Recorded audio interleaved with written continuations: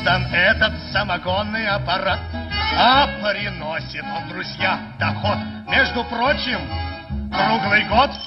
რუსეთის მთავრობა განიხილავს არყის სახდელი აპარატების აკრძალვის საკითხს. მაგრამ შეიძლება ასე ბოლომდე არ გაწიროს სმის რუსი მოყვარულები და ამ აპარატების პასპორტიზაციისა და მკაცრი აღრიცხვით ჩამოიფარლონ. ოღონდ მთავრობა კაცილებით უფრო ნელა ფიქრობს, ვიდრე რუსი ალკაშები. როგორც კი გაიგეს საფრთხე გვემუქრებაო, გავარდნენ და დაიწყეს ამ აპარატების შესყიდვა. ქარხნულის ხელნაკეთის ყველანაირის მოკლედ. საბოლოო ჯამში მეზობელ რუსეთში არყისა და ლუდის სახდელი მოწყობილობების გაყიდვა 37%-ით გაიზარდა.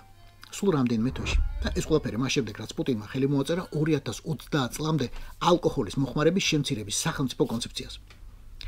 უკრაინაში მილიონი რუსის დაღუპვასაც აიტანს ეს ქვეყანა და რუსული ქალაქების დაბომბვასაც, მაგრამ არყის სახდელი აპარატების აკრძალვა ასე მარტივად არ ჩაივლის.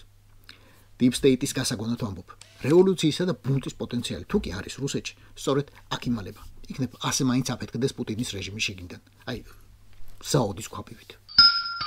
Заряженный круглый год. Раз დავიდით, იმაზეც ვაკეთებ და იმაზე მოკლედ დროში. შეიძლება მართლაც ევროპაც გავავოთ. Поздравляю весь личный состав. კარგი მანევრია ძალიან. Я помню, очень გადაცემდა.